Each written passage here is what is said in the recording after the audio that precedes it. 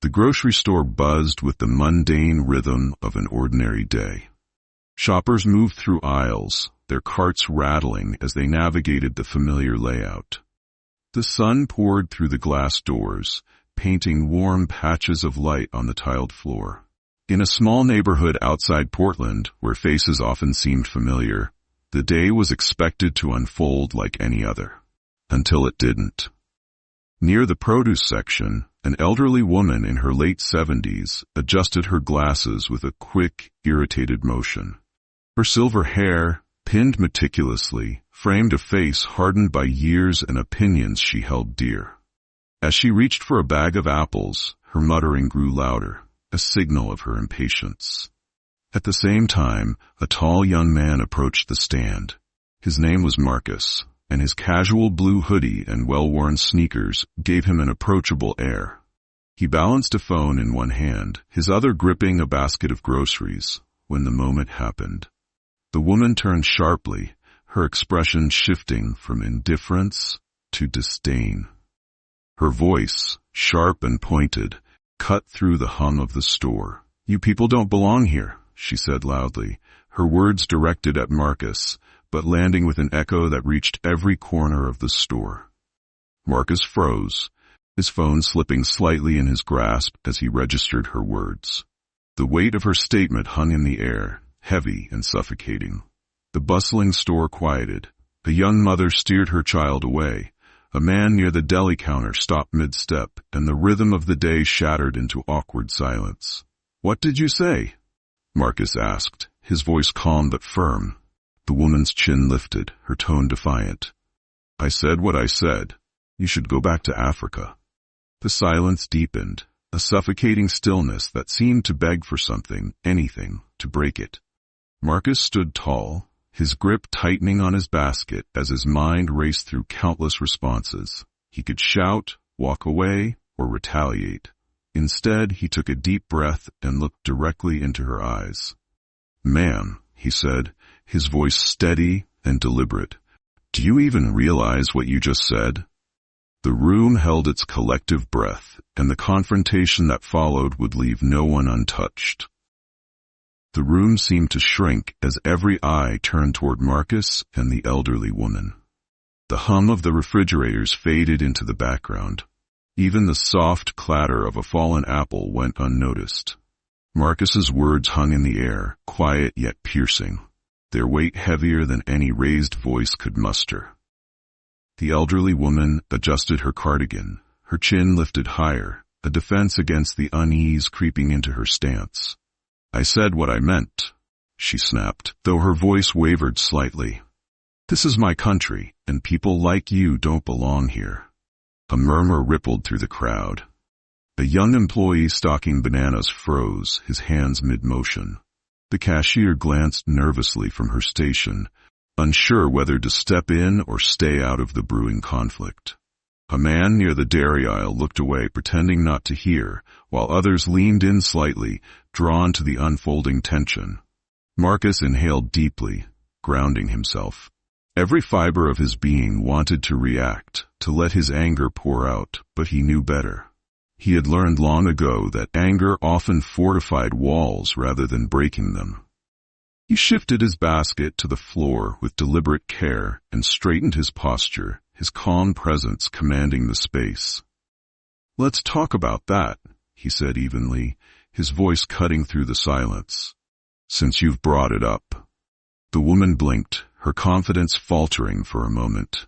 Around them, the onlookers stood frozen, the weight of the confrontation gluing them to the spot. The storm Marcus was about to unleash wasn't born of rage, but of quiet, deliberate truth.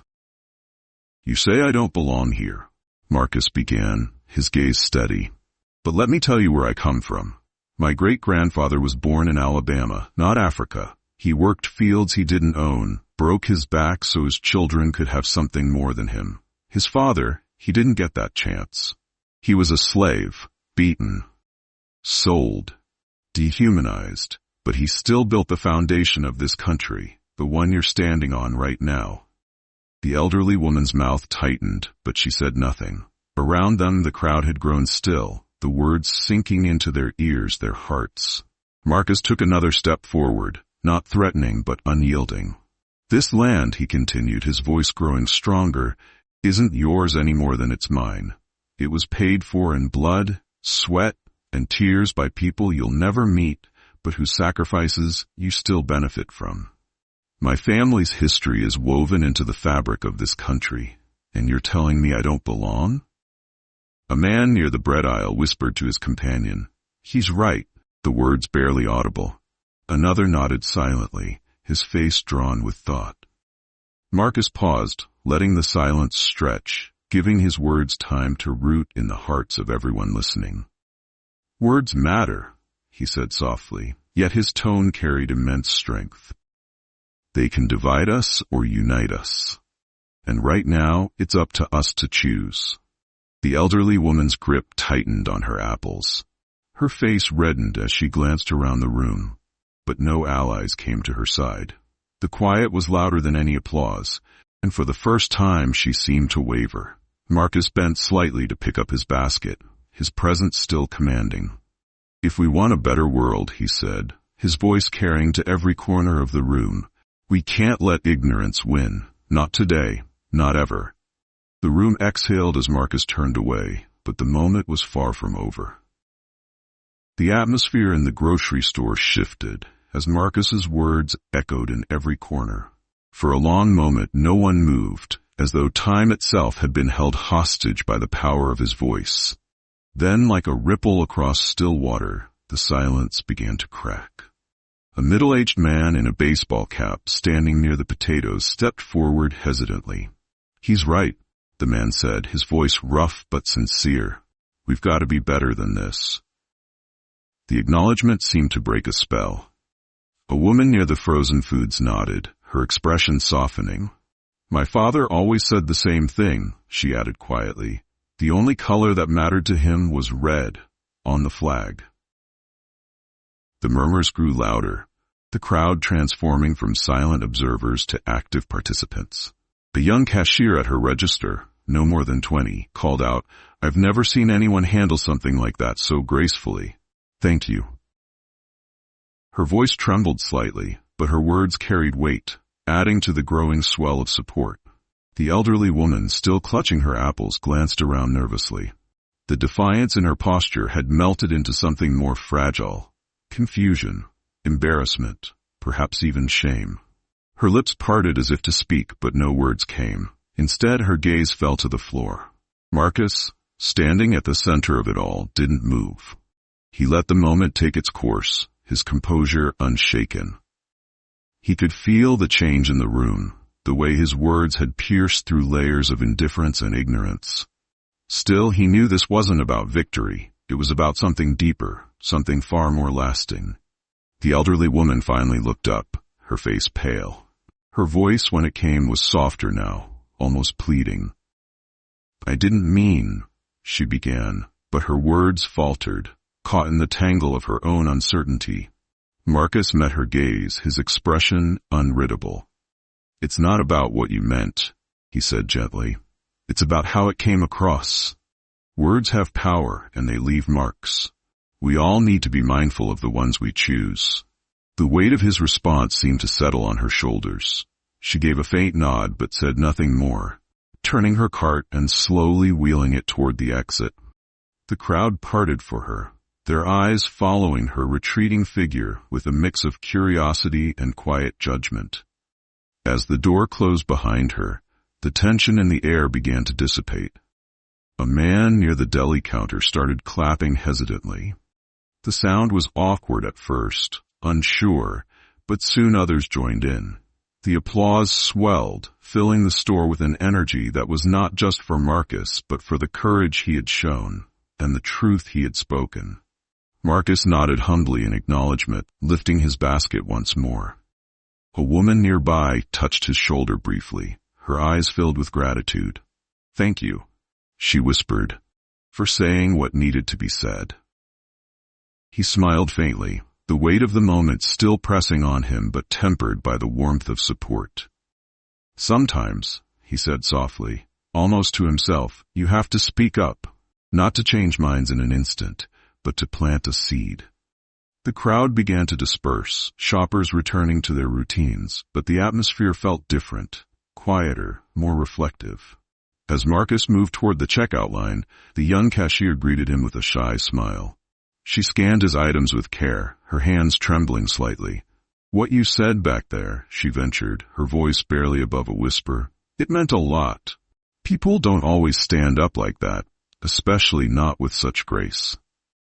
Marcus looked at her, his tone warm but firm.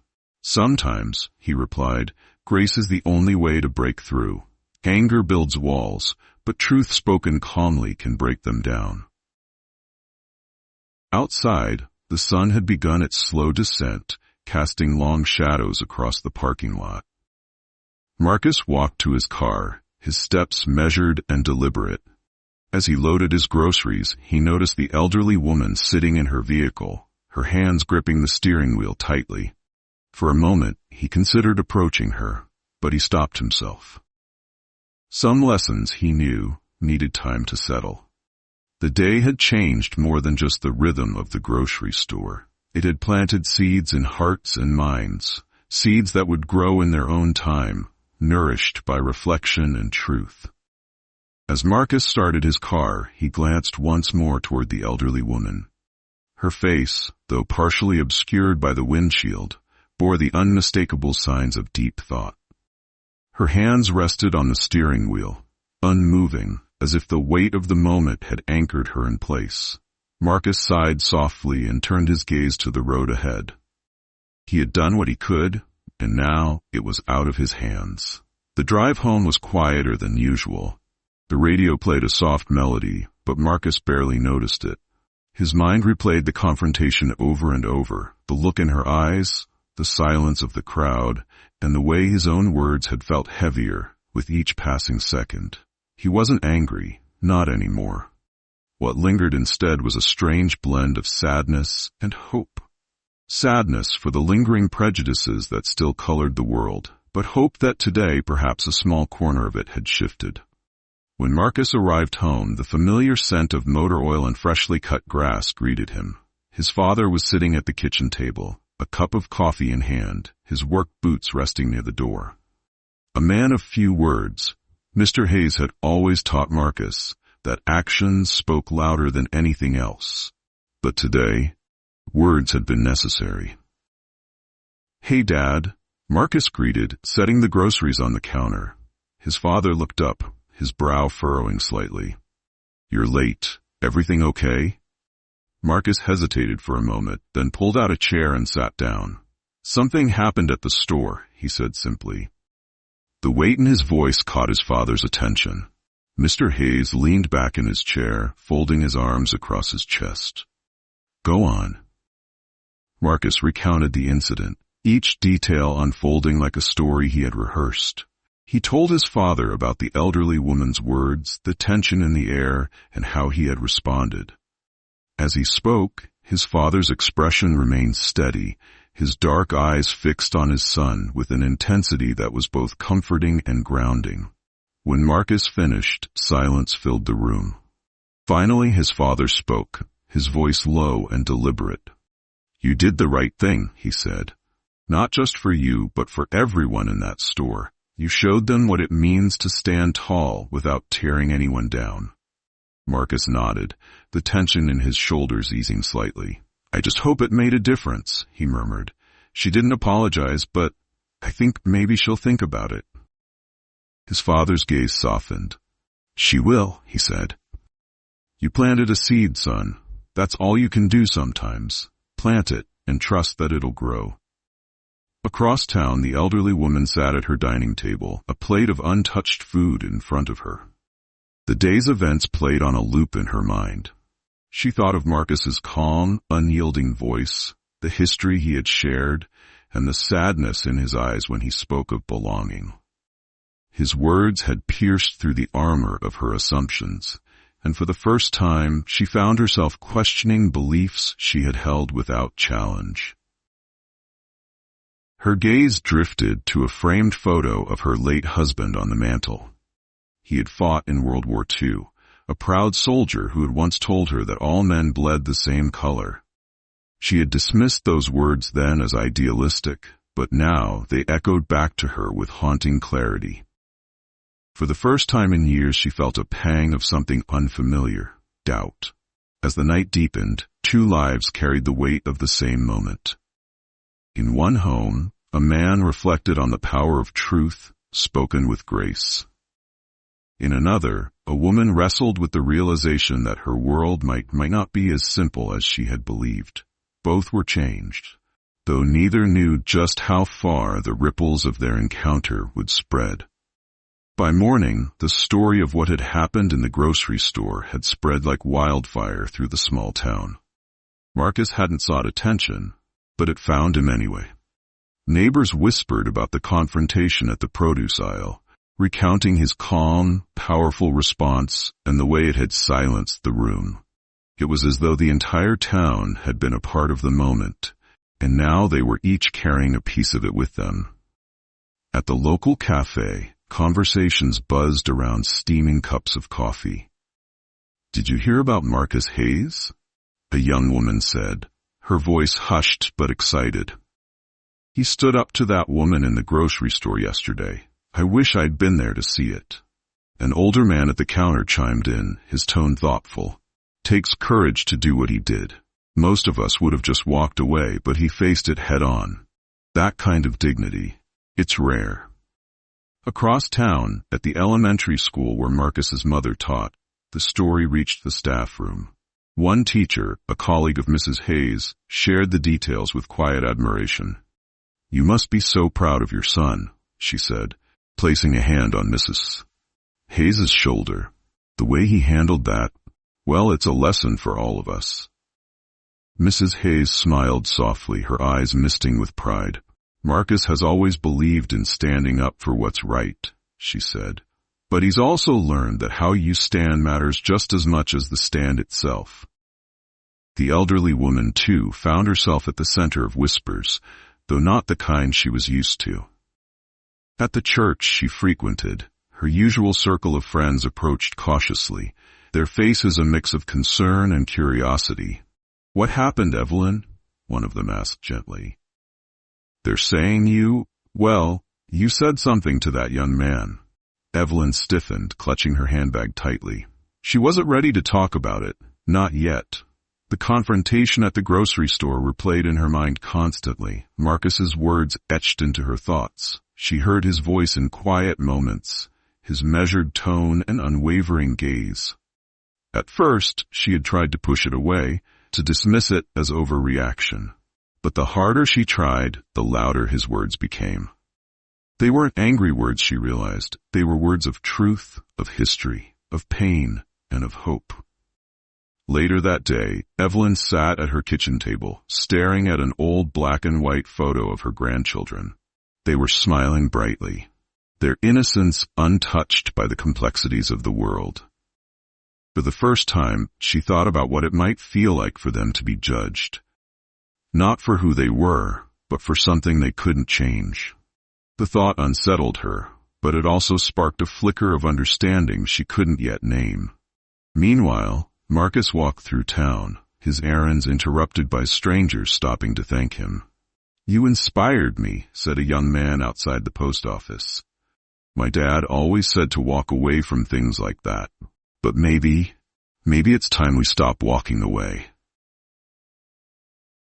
Marcus responded with a humble nod, his usual warmth in his smile. He didn't see himself as a hero. He had simply done what he thought was right. But the more people shared their gratitude, the more he realized that the impact of his words was far greater than he'd anticipated. Back at the grocery store, the staff still buzzed with the memory of what had unfolded. The young cashier who had spoken up that day couldn't stop telling her coworkers about Marcus. "It wasn't just what he said," she explained. "It was how he said it. He didn't try to make her feel small. He just made her see. And he made all of us see, too." The community was changing, subtly but undeniably. Conversations that had long been avoided began to surface, and the courage Marcus had shown became a quiet call to action. It wasn't just about confronting ignorance. It was about fostering understanding, one seed at a time. And as the sun set on the town that evening, Marcus sat in his room staring out the window. He didn't know what the future held for the elderly woman or for the people who had witnessed the moment. But he knew one thing for certain. The truth he had spoken had taken root, and the ripples it created were just beginning to spread. Evelyn sat by her window, the soft light of the setting sun casting long shadows across her living room. Her hands rested on her lap, the faint tremor in her fingers betraying the turmoil within.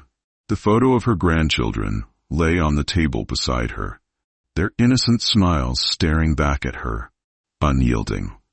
Marcus's words replayed in her mind yet again, as they had every day since the confrontation.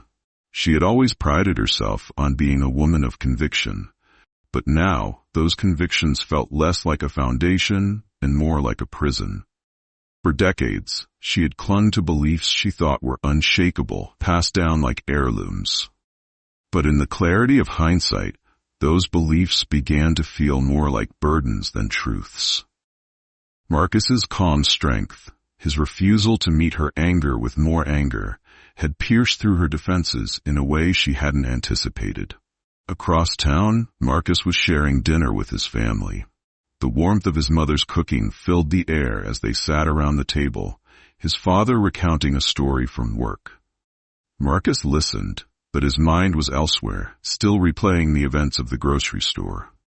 The ripple effects of that moment were becoming clearer with each passing day, yet he couldn't help but wonder about Evelyn. Had his words reached her, or had they simply hardened her resolve? "You're quiet tonight," his mother said, her voice drawing him back to the present. "Everything okay?" Marcus hesitated, then nodded. "I've just been thinking about her, the woman from the store," he admitted. "I keep wondering if I got through to her." His father set down his fork and leaned back, his gaze steady. "You planted a seed," he said, repeating the words he had offered before. "Sometimes that's all you can do. Whether it grows or not, that's up to her." Evelyn, meanwhile, found herself drawn to her late husband's study, a room she hadn't entered in years. She ran her fingers along the spines of his books, titles on history and politics that she had always ignored. One book caught her eye, a journal he had kept during his time in the war. She opened it gingerly, the faint smell of aged paper rising to meet her. As she read, tears welled in her eyes. Page after page, her husband had written not about the enemy, but about the camaraderie he had found with his fellow soldiers, men from all walks of life. One passage stood out. "When you've shared a trench with someone, their skin color doesn't matter. You see them for who they are, just another soul trying to make it through." The words hit Evelyn like a revelation. Her husband, a man she had loved and respected more than anyone, had seen the world in a way she had never allowed herself to. She closed the journal and sat quietly, the weight of her own biases pressing down on her chest. The next morning, Evelyn found herself at her kitchen table, pen and paper before her. She didn't know where to begin, but she knew she had to try. Her first attempts at writing were clumsy, filled with crossed-out words and half-finished sentences. But eventually, she found the courage to write the truth. "Dear Marcus, I don't know if you'll read this, but I hope you do. I've spent the past few days thinking about what you said at the store, and I can't get your words out of my mind. You were right. About everything. And I was wrong. I've lived my whole life believing things I never questioned. But now, because of you, I'm starting to question them. I don't know if I can undo all the harm my words might have caused, but I want you to know that I'm trying. I'm sorry. For what I said, for what I thought, for everything. I don't expect forgiveness, but I hope you'll believe me when I say I'm learning. Thank you for your kindness, for your strength, and for showing me a better way. Sincerely, Evelyn." She folded the letter carefully and sealed it in an envelope. As she stepped outside to mail it, the crisp morning air felt different, lighter somehow. For the first time in years, Evelyn felt something stir within her, a quiet determination to be better. The letter would find its way to Marcus soon enough, but for now, Evelyn carried the weight of her transformation alone, knowing that the journey ahead would not be easy. Still, she walked forward, step by step, leaving the past behind. A few days later, Marcus returned home from a morning run to find a small white envelope waiting for him on the kitchen counter. His mother stood nearby, wiping her hands on a dish towel, her expression curious but unreadable. "This came for you," she said, gesturing toward the envelope. Marcus picked it up, turning it over in his hands. His name was written neatly on the front in cursive, the handwriting delicate and unfamiliar. He hesitated, unsure of what to expect, before carefully breaking the seal. As he read the letter, his breath caught. The words, Evelyn's words, were raw, vulnerable, and honest. She had acknowledged her wrongs, apologized, and most surprisingly, expressed her desire to learn and change. Marcus read the letter twice, then set it down, his fingers brushing the edges thoughtfully. "What is it?" his mother asked softly. Marcus handed her the letter. As she read, her eyes filled with tears. "You've done something incredible, Marcus," she said, her voice trembling. "You've opened her heart." He smiled faintly, though his heart was heavy with reflection. "I didn't expect this," he admitted. "But maybe this is what Dad meant about planting seeds." Across town, Evelyn stood at her window, watching the world go by. Sending the letter had been a small but monumental step, one that had taken all her courage. She didn't know if Marcus would respond or even if he'd forgive her, but she had taken the first step, and that mattered. The phone rang, pulling her from her thoughts. It was her granddaughter, Lila, calling from college. "Hi, Grandma," Lila said brightly. "How are you?" Evelyn paused, her voice faltering. "I'm learning," she said honestly. Lila laughed softly. "Learning? About what?" Evelyn hesitated, but then decided to tell her. She recounted the story of the grocery store, Marcus's words, and the letter she had sent. Lila listened quietly, her tone softening when she finally spoke. "I'm proud of you, Grandma," she said. "It's never too late to grow." Evelyn smiled, a warmth spreading through her chest. Perhaps it wasn't too late after all. That weekend, Marcus found himself at the local park, sitting on a bench with the letter in his pocket. He hadn't planned on writing back, but something compelled him to reach out. He pulled out a notebook and began to write. "Dear Evelyn, thank you for your letter. It takes courage to confront beliefs you've held for a lifetime, and even more to admit when you've been wrong. I respect that deeply. I don't hold any anger toward you. If anything, I'm grateful for the opportunity to have had that conversation, even if it started in a way neither of us could have predicted. What matters is where we go from here. Change isn't easy, but it's worth it. I hope you continue to question, to listen, and to grow. And if you ever need someone to talk to, I'm here. With kindness, Marcus." The next day, Marcus dropped the letter in the mailbox. As he walked away, he felt lighter, as though the weight of that day in the grocery store had finally begun to lift. Evelyn received the letter 2 days later. As she read it, her hands trembled, not with fear but with gratitude. Marcus's forgiveness and encouragement were like sunlight breaking through a cloudy sky. She folded the letter carefully and placed it in her husband's old journal, a reminder of the day her world began to change.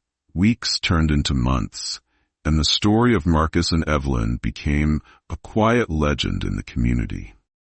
It was a story of confrontation, reflection, and transformation, a reminder that even in moments of division, there's always the possibility of connection. Evelyn began attending local events that celebrated diversity, often sitting quietly in the back, absorbing new perspectives. She even found herself engaging in conversations she would have once avoided, asking questions with genuine curiosity. It was slow work, but it was real. Marcus, meanwhile, continued his life with the same quiet strength. The incident at the grocery store had left its mark on him, but it had also deepened his belief in the power of grace and truth. He knew the journey toward change was long, but he also knew it was worth every step. One day, as Marcus strolled through the park, he saw Evelyn sitting on a bench, her hands folded neatly in her lap. Their eyes met, and she offered a tentative smile. He approached, and without hesitation, she stood and extended her hand. "I've been hoping I'd see you," she said softly. Marcus took her hand, his own smile warm. "It's good to see you, Evelyn." They sat together on the bench, their conversation flowing easily despite the weight of their shared history.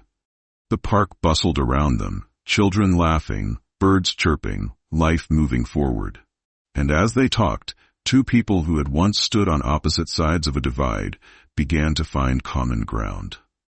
Proof that even the smallest seeds, when nurtured, can grow into something extraordinary. Don't forget to hit like and subscribe so you won't miss any of our latest videos. If you have any questions or comments, feel free to leave them below. Thank you all for taking the time to watch, and see you in the next video.